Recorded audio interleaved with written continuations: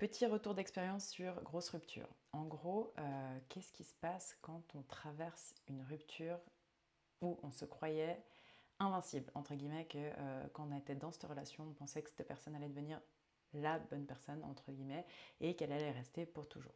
Généralement, c'est ce qui se passe quand tu es vraiment sincère dans ta relation, donc tu ne vas pas prévoir de ne pas rester avec cette personne. Tu vas construire de la même manière que tu aurais construit, comme si bah, tu avais lâché toutes tes peurs et que tu allais à fond dans cette relation-là.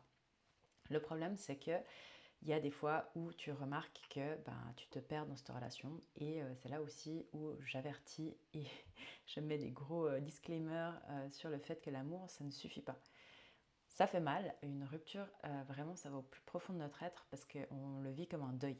Une vraie rupture, quelqu'un qui t'avait vraiment vécu quelque chose d'extrêmement fort avec et que tu ne te voyais pas en fait que ça se finisse d'un coup, quand ça se finit, tu le vis mais comme un camion qui te passe dessus. Tu le vis comme si tu t'éteignais en fait de l'intérieur. En fait, c'est normal, c'est juste que tu as aimé sincèrement et ce qui est beau là-dedans, c'est de voir à quel point on peut aimer. Ok, ne le voyez pas comme quelque chose qui se dit, où il faut se dire bah, plus jamais j'ai envie de revivre ça. Puisque si vous faites ça, vous allez à l'encontre même des valeurs de l'amour et vous allez plus en souffrir dans votre vie parce que vous n'allez pas vous laisser en fait être vulnérable et donc recevoir la bonne personne pour vous.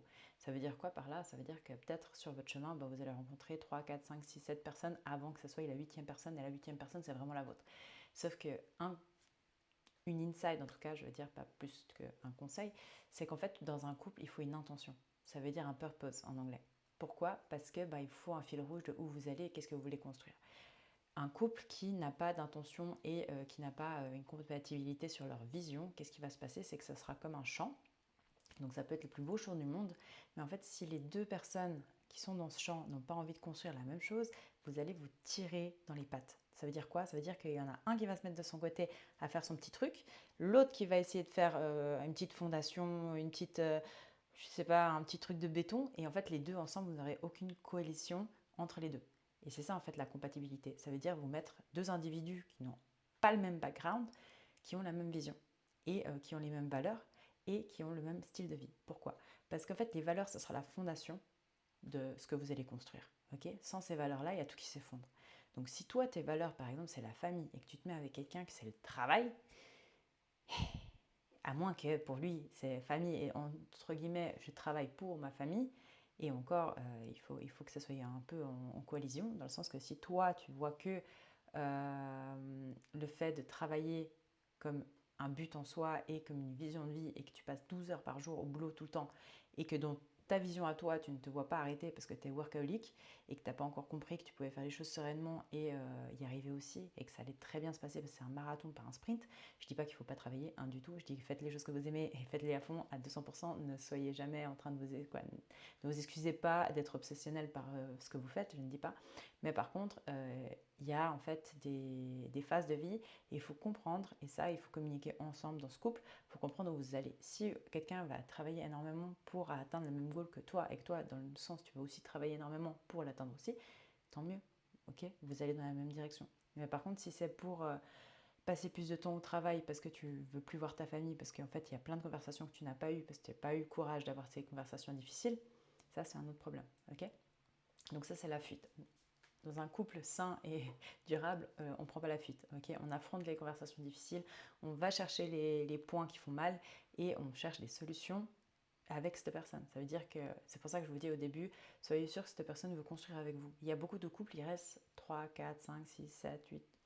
Je pense qu'après 6 ans, au bout d'un moment, tu commences à réaliser que cette personne n'a pas envie de construire avec toi et qu'elle traîne les pieds. Ok, mais avant ça, il y a encore des gens qui restent. Pourquoi tu restes? Et ça, souvent, c'est parce que ta vision n'est pas claire ou parce que tu ne penses pas que tu es assez valuable pour l'obtenir. Pourquoi? Pourquoi tu ne pourrais pas? Tu l'as dans ton cœur, c'est pour une raison, et la raison, c'est pour l'obtenir. Et l'obtenir, ça veut dire devenir la personne nécessaire pour construire ce rêve-là. Et donc, voilà. Les fondations, on se concentre sur les valeurs. Les valeurs, c'est pas les paroles, les valeurs, c'est les actions. Ça veut dire que tu vas voir l'amour de quelqu'un qui, pour toi dans ses actions, pas dans ses paroles. Et l'amour qu'il a aussi pour les autres, l'amour qu'il a pour son travail, l'amour qu'il a pour sa vie. Parce qu'il y a trois aspects très importants en fait dans l'amour. Il y a l'amour de toi, donc ton propre amour propre, l'amour de la vie que tu construis, donc l'amour pour les choses qui sont autour de toi, et l'amour à ton partenaire. C'est trois choses qui sont également, dans le sens que tu dois les travailler de manière égale. Tu ne peux pas juste te concentrer sur ton partenaire et t'oublier totalement. Tu ne peux pas juste te concentrer sur toi parce que sinon tu oublies ton partenaire et ta vie, etc., etc. Et en fait, c'est construire un équilibre autour de ça. La plupart des gens qui n'arrivent pas à avoir de vision claire et comprendre ce qu'ils veulent vraiment dans la vie, c'est qu'ils n'ont pas passé assez de temps avec eux-mêmes. Parce qu'une fois que tu passes du temps avec toi-même, tu arrives à te poser et te dire, bon bah ça me correspond. Moi, ce que je veux, c'est de la tranquillité, avoir un jardin, avoir des enfants qui grandissent avec un bel environnement, avoir un couple solide, avoir un couple qui s'aime, avoir à 50 ans que mes enfants ils veuillent encore venir en vacances avec nous parce qu'on a un couple génial. Ça, si c'est ton rêve, ok? Et que là, dans ce moment, tu es dans un couple où tu es en train de te perdre totalement parce que la personne n'accepte pas qui tu es vraiment, je veux juste te dire un truc, les qualités que tu as que cette personne n'apprécie pas, par exemple, seront des qualités qu'une autre personne qui est faite pour toi va bien plus apprécier, ok? Dans le sens qu'on cherche trop à changer les autres alors qu'on ne s'accepte même pas nous-mêmes. Tu dois d'abord comprendre, ok, qui je suis? Qu'est-ce que je veux faire de cette vie? C'est quoi qui m'anime le matin? C'est quoi qui m'anime pendant ma journée? C'est quoi que j'ai envie de faire? Et commencer à mettre des mots dessus. Écris, prends le temps de journaliser, même 10 minutes par jour, c'est suffisant en fait pour commencer à comprendre un peu plus comment ton fonctionnement marche. Il y a énormément de gens qui ne comprennent même pas qu'ils sont dans un corps et que le but d'être ici, la présence, n'est pas de copier quelqu'un d'autre, c'est impossible, c'est de réaliser, ok, qu'est-ce que je peux faire pour améliorer cette vie-là avec cette personne-là que je dois m'occuper. En fait, c'est un peu du babysitting qu'on fait toute notre vie, c'est on a hérité de nous, et en fait, c'est bon, bah, qu'est-ce qu'on peut faire au mieux pour que cette personne se sente le mieux possible et qu'elle puisse atteindre ce qu'elle voit dans sa tête. Ça veut dire qu'aujourd'hui, tu vas faire le travail pour dans 5 ans. Okay, tu vas faire le travail difficile maintenant pour avoir la vie facile plus tard. Si tu choisis toujours la facilité aujourd'hui, que tu n'as jamais des conversations difficiles, que tu prends juste un terrain qui est sympa avec une petite vue, et puis du coup tu te poses comme ça, puis tu regardes au loin, puis vu que tu as trouvé quelqu'un qui voulait faire la même chose et glander, parce que chiller c'est sympa, bah cool, mais dans 3-4 ans, tu vas réaliser que tu as perdu 3-4 ans de ta vie parce que cette personne n'avait absolument pas du tout envie de construire un truc avec toi. Et ça, c'est là où tu te dis, bah même si on s'aime, même si on peut se donner la main, même si on se fait des papouilles, même si c'est cool et puis c'est sympa les matins, bah en fait, cette personne ne va pas dans la même direction que toi. Elle le sait, sauf que tu ne me poses jamais les questions. C'est pour ça que moi, je vous ai fait les 101 questions à se poser avant de s'engager pour un amour durable et sain. Mais pourquoi? Parce que il y a des questions à se poser avant de s'engager avec quelqu'un. Et plus tôt tu le fais, le plus simple ça sera ta vie parce que tu vas arrêter de perdre du temps dans des relations qui ne veulent pas aller là où tu vas. Et toi, déjà, demande-toi où tu veux aller. Pose-toi ces questions pour toi. Dans le sens que tu es la seule personne qui peut savoir vraiment ce que tu désires dans cette vie. Et qui sait à l'intérieur de toi quel genre de personne tu peux devenir. Il n'y a que toi qui as passé toutes les épreuves que tu as passées jusqu'à aujourd'hui. Il n'y avait personne d'autre qui a vécu ce que tu as vécu. Cette première rupture là que je te parle, où tu es au fond du bac, que tu crois que tu vas vraiment mourir, tu as vraiment des aspects physiques qui sortent. Moi, je saignais du nez, j'ai cru que j'allais mourir, j'ai cru que j'allais avoir un cancer, que j'avais un cancer, et puis qu'en fait c'était ça, j'étais complètement tarée, parce que j'avais aucun point négatif dans le paraître, entre guillemets, mais dans l'être, j'étais tellement mal de ne pas pouvoir être totalement moi et de ne pas être acceptée pour qui j'étais dans ce couple, c'était pas possible. Et en fait, ce qui s'est passé, c'est que j'ai commencé à réaliser plus qui j'étais en étant avec lui, alors que le jour où je me suis mise avec, bah, bien sûr, on a eu une énorme connexion. Puis en fait, moi, dans ma tête, j'étais persuadée que j'allais avoir qu'une connexion dans ma vie. Du coup, qu'est-ce que tu fais quand tu es persuadé de quelque chose? Bah, ton cerveau, il va insister à te montrer tout ce que tu veux pour te dire oui, oui, c'est ça, bravo, oui, oui, c'est ça, exact, exact. Et en fait, non, c'est pas ça. Dans le sens que moi, ma vision, elle s'était arrêtée au mec. Je pense qu'une majorité des femmes, elles font ça. Dans le sens que j'avais un bachelor, j'avais un master, je savais où j'allais. Jusqu'au jour où j'ai trouvé mon mec, là, j'étais, ah bah, lui, il aura une vision plus grande que la mienne, du coup, j'aurais juste à suivre. Bah, en fait, c'était pas lui. Parce qu'il n'avait pas une vision plus grande que la mienne. Sa vision, c'était pas du tout la mienne, en fait. Sauf que j'avais jamais mis de mots exactement sur ce que je voulais, mais moi, c'était clair et net que c'était pas ça. C'était pas faire mes trop de boulot dodo et puis vivre pour 2 jours le week-end et puis 4 semaines de vacances. C'était pas ma vie, en fait. J'ai jamais rien fait dans ma vie pour obtenir ça. Dans le sens que je me suis toujours poussée dans les études, toujours poussée dans le sport. Moi, le surpassement de soi, c'est une de mes valeurs. Donc oui, la famille, on l'avait en commun de valeurs, mais le surpassement de soi, dans le sens que aller au bout de sa mission de vie, il n'y a pas tout le monde qui l'a, parce qu'il y a beaucoup de gens qui vivent dans la peur, ben du coup, je ne peux pas forcer quelqu'un à changer. Donc c'était à moi de partir. Donc, quand je suis partie, ce que j'ai fait, du coup, c'est au lieu de fuir ma peine, ce que la plupart des gens font. Ça veut dire qu'ils vont commencer à boire, ils vont commencer à sortir, ils vont commencer à, je sais pas, voyager ou n'importe, ils vont péter un cap comme ça en se disant il faut de la dopamine rapide pour penser s'il te plaît. Mais en fait, je suis passée au travers. C'est-à-dire que, en fait, littéralement, je suis passée au travers de ma peine. Je me suis cassé le genou et du coup, j'étais assise sur mon canapé à rien faire, à attendre que ça passe. Et du coup, quand vous perdez la santé, il y a tout qui se relativise, hein. Dans le sens qu'avoir une blessure de cœur quand tu te dis que tu pourras peut-être plus marcher, ça devient secondaire en fait. Quand ta santé elle est touchée, quand on te dit que ton identité de sportive elle n'existera plus, bah là moi j'ai commencé à tout remettre en question. Et vraiment cette période ça a été la plus difficile de ma vie, mais j'étais là en paix. Ça veut dire quoi? Ça veut dire que vraiment j'étais sûre et certaine que j'allais guérir. Et pourtant j'ai pas fait d'opération. Il y a tout le monde tous les médecins ils me disaient il faut opérer et puis c'est foutu pour vous les sports de réadaptation, etc. Et en fait j'ai focalisé le peu d'attention que j'avais sur l'instant présent. Je suis arrivée à un stade méditatif actif que je ne pouvais pas en fait aller plus loin que ça. Ça veut dire qu'en fait quand vous êtes en période vraiment de stress intense, il faut aller chercher les petites choses. Aller chercher vraiment le tout petit. Moi, je marquais mes gratitudes de la journée, mais je l'ai fait pendant, même encore aujourd'hui, j'ai continué. Mais au début, je cherchais un petit truc sympa dans ma journée, parce que sinon, je savais que j'allais couler. Et j'étais là, le mental ne doit pas couler.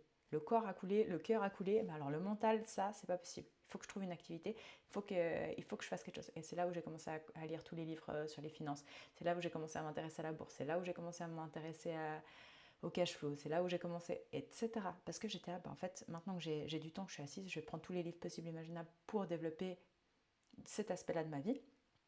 Et du coup, au moins que j'en ressorte avec quelque chose de mieux que ce que je suis rentrée dans cette période. Et en fait, ce que ça m'a appris beaucoup en fait, sur moi, c'est que même si tout collapse autour de toi, tu restes toi. Et le plus important, c'est l'essence de qui tu es. Qu'est-ce que tu fais quand plus rien ne va dans ta vie? Et ça, n'essayez pas de l'étouffer. Prenez cette peine-là et utilisez-le pour avoir des nouveaux outcomes, donc des autres, des, des trucs qui vont sortir de cette période qui seront meilleurs. Mais parce que vous vous donnez la peine, en fait, de vous concentrer sur quelque chose qui va vous apprendre des nouvelles choses ou qui va vous pousser dans de nouvelles choses. Mais faites les choses gentiment. Soyez indulgent avec vous-même. Soyez dans l'acceptation aussi que c'est une période difficile et que c'est OK. On n'a pas que des périodes faciles. Et en fait, quand c'est une période difficile, on s'attache. Et voilà, c'est tout. Et en fait, on va chercher gentiment à avancer dans la bonne direction. Ça veut dire, moi, je marquais mes gratitudes, mais mes gratitudes, vraiment, c'était je vis chez mon père, parce que du coup, j'étais retournée chez mon père à 26 ans. Du coup, j'étais, heureusement pour moi, il est là, dans le sens que j'aurais pu me retrouver toute seule dans un appartement et puis pas pouvoir marcher, pas pouvoir cuisiner, pas pouvoir faire grand-chose. Et en fait, là, j'avais quand même quelqu'un, j'avais ma famille, j'avais mes amis, même si il y en a beaucoup qui n'étaient pas au courant que j'étais handicapée et qu'en plus, mon cœur, il était brisé en mille morceaux parce que je ne suis pas quelqu'un à en parler. Mais ce moment-là m'a aussi appris à apprécier qui j'étais pour qui j'étais. Dans le sens que j'étais seule avec moi-même, mais j'étais pas en train de me morfondre, j'étais pas en train de me dire que tout allait aller mal et que c'était horrible, que j'avais raté ma vie, que... Non, pas du tout. Vraiment, c'était une période de ma vie où j'étais ok, shit happens, then what? Then tu fais avec, point. Et ça prend du temps. Laissez en fait le temps faire. Moi, je pense que ça m'a pris peut-être 6-7 mois avant que je me réveille un peu en mode PLS, parce que du coup j'avais compris qu'il s'était remis avec une autre meuf et tout, et puis en fait je me suis sentie trahie, mais vraiment d'une profondeur. J'étais là, mais comment quelqu'un peut me dire que je suis la femme de sa vie et 3-4 mois après il l'emménage avec, il refait la même chose. J'étais là, mais en fait il s'en fout complètement, c'est pas possible. Et un truc qui m'a beaucoup beaucoup aidé, et ça après chacun deal avec les conversations difficiles à sa manière, mais moi c'est vraiment quelque chose qui m'a fait du bien, dans le sens que ça m'a fait beaucoup de mal sur le moment, mais beaucoup de bien sur le long terme, c'est que j'ai eu une conversation avec lui. Dans le sens que j'ai recontacté mon ex pour comprendre qu'est-ce qui s'était passé dans son côté. Parce que moi j'avais une grosse période où du coup, moi j'ai pas eu le temps en fait de trop me poser de questions ou autre, parce que je me suis cassé la jambe, donc moi j'étais vraiment out et puis je me concentrais que sur ma santé et le fait de pas craquer et avancer sur des petites choses qui pour le coup m'ont beaucoup aidé plus tard. Mais j'avais pas continué ma vie comme tout le monde à voir des gens, etc. Parce que bah, en fait, j'étais handicapée de ma jambe, donc je pouvais pas partir, je pouvais pas marcher, je pouvais rien faire. Et je devais juste me concentrer à faire des petits exercices chaque jour pour recommencer à marcher normalement et à espérer avoir une vie normale. Donc voilà, donc après une fois que j'ai recommencé à être en santé, à pouvoir remarcher, etc., bah là déjà j'avais fait tout un cursus sur le développement personnel assez poussé parce que j'ai fait que de lire ça, que d'écouter des podcasts, que d'écouter des vidéos YouTube. J'étais à fond là-dedans parce que bah, du coup j'avais rien d'autre à faire et c'est vraiment un truc qui m'a passionnée. Et aujourd'hui si je peux vous parler de tous ces genres de choses, c'est que ça fait 4 ans que je ne fais que ça et que j'ai appliqué dans ma vie et que je sais à quel point il y a des bienfaits sur le long terme du fait de se développer en tant que personne. Et pour ça, pour dire que j'ai eu cette conversation avec mon ex, où on a pu mettre carte sur table, qu'est-ce qui s'était passé pour lui, pour moi, après cette rupture, comment il l'a perçu. Par exemple, bah, moi, c'était ma première grosse rupture, et je pensais vraiment que j'allais avoir qu'un homme dans ma vie, et dans le sens d'avoir une connexion aussi forte. Et il m'a dit, non, mais Sarah, tu vois, toi, c'est ta première grosse rupture, tu vas t'en remettre. Moi, j'en ai eu plusieurs. Après, il y a différents niveaux, différentes personnes avec qui tu es, etc. Par exemple, sa première ex, avec qui il avait fait 7 ans, bah, il se voyait, sa connexion était plus forte que la mienne. Et du coup, j'étais là, mais waouh, c'est fou quand même que quelqu'un soit prêt à vivre une vie avec quelqu'un d'autre alors que ce n'est pas sa connexion la plus forte. Et maintenant, aujourd'hui, je peux comprendre dans le sens que bah, il y avait d'autres choses qui n'allaient pas, qui allaient mieux avec bah, celle d'après, tu vois, par exemple. Et ce qu'il m'a dit, c'est, bah écoute, Sarah, tu vois, parce que moi j'étais, mais en fait, comment t'as réussi à te remettre en couple tout de suite? C'est pas possible pour moi. C'est vraiment un truc, ça ne m'est même pas passé par la tête. Et j'étais, ah mais tu te fous de ma gueule, quoi. Est-ce que j'ai vécu un truc faux? Est-ce que bah, t'étais pas toi? Est-ce que c'était moi qui voyais les trucs complètement différents? Puis il me dit, non, c'est pas ça, c'est juste que moi j'ai envie d'avancer, j'ai l'âge maintenant, j'ai envie de me marier, d'avoir des enfants, etc. Et puis voilà, on passe à autre chose, on passe à autre chose, point. Et du coup, cette conversation, bah, elle m'a été mais vraiment d'une utilité. Je sais qu'il n'y a pas tout le monde qui a la chance d'avoir cette conversation, surtout dans cette phase-là, parce qu'une fois que, après 5-10 ans, tu sais que c'est passé, tu sais que c'est ton ex, etc. Mais moi, tous mes ex avec qui j'ai vraiment eu des choses sérieuses, il y en a deux, bah en fait, j'ai eu cette conversation. J'ai eu cette conversation, pourquoi on s'est quitté? Vraiment. Vraiment au fond de nous, qu'est-ce qui a fait que ça n'allait pas? Et bah, mon point de vue, après on parle de leur point de vue, etc. Et en fait, ça permet d'avancer vraiment sur des bonnes bases et de ne pas rester avec des non-dits, avec des ressentis, avec des émotions négatives. Et c'est le plus important. Tu veux pas en fait avancer dans ta vie avec des ça aurait pu être l'homme de ma vie ou ça aurait pu être la femme de ma vie. Si à l'instant T ça ne l'est pas, c'est pour une raison. Et la raison, c'est que là, tu es en train de faire des films fictifs sur une chose qui n'existe pas. Donc autant mettre des points et des explications sur les choses qui se sont vraiment passées pour que tu puisses avancer. Toutes relations que tu as passées sont passées pour quelque chose. Donc il y a eu du bon et du mauvais. En fait, le principe, c'est quoi? C'est de se dire, bon, bah, qu'est-ce qu'il y a eu d'excellent et de bon dans cette relation que j'aimerais garder pour les prochaines? Et qu'est-ce que dans le mauvais, je ne veux plus? Qu'est-ce que je veux plus en fait vivre? Qu'est-ce qui m'a vraiment marqué vraiment? Faites une liste avec toutes les choses que vous ne voulez plus vivre dans votre couple. Jamais. Et ça, en fait, c'est super important. Si tu ne les avais pas vécues, on apprend à aimer en étant en couple. On n'apprend pas à aimer en étant célibataire. C'est facile hein, d'être célibataire et puis d'être là. Oui, l'amour, c'est génial. Non, quand tu es en couple et puis que vraiment tu as des conversations difficiles, que tu as l'envie aussi d'avancer ou que tu es bloqué dans certaines situations, c'est là où tu apprends vraiment qui tu es dans un couple. C'est là où tu apprends qui est ton partenaire. Ok? Donc maintenant, à toi de savoir pourquoi tu as attiré aussi ce genre de personnes. Moi, ce que je peux te dire, c'est qu'il y a énormément de nos premières relations, surtout la première relation. Après, il y a des gens, ils sont tellement bien avec eux-mêmes, ils savent qui ils sont, ils savent ce qu'ils cherchent, qui trouvent la bonne personne très tôt dans leur vie. Mais généralement, c'est parce qu'ils ont eu un bon entourage qui leur ont montré en fait qu'est-ce que c'est que l'amour. Parce que de base, on va répéter normalement les schémas qu'on a connus quand on était jeune. Donc en gros, tout ce qui nous est familier, ok, c'est ce qu'on a vécu plus tôt et qu'est-ce qu'on perçoit inconsciemment comme l'amour. Sauf que, ben, suivant comment, c'est peut-être pas ce qu'il te faudrait. Ça veut dire qu'il y a des choses qui sont familières, qui ne sont pas saines pour notre intention, pour notre purpose, pour notre vie à nous. Parce que suivant ce que tu veux construire, suivant ce que tes parents ont construit quelque chose, ben, c'est peut-être pas forcément les fondations que tu devrais réutiliser pour ta vie à toi.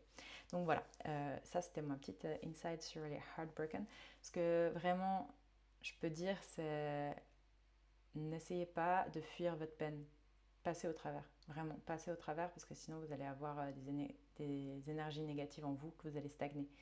Et moi, en fait, le fait d'avoir pu discuter, d'avoir pu en parler avec ces personnes, ça m'a énormément aidé. Parce que ça m'a permis de mettre les choses à plat, en fait. J'en ai chialé ma race. C'était pas facile comme conversation. Et puis c'est là aussi, une fois, on m'avait dit Sarah, choisis quoi, les copains que tu veux dans ta vie, fais en sorte que ce soit des bons ex. Et j'ai trouvé ça horrible. J'étais, mais à quel moment tu te mets avec quelqu'un en te disant que ça va être ton ex?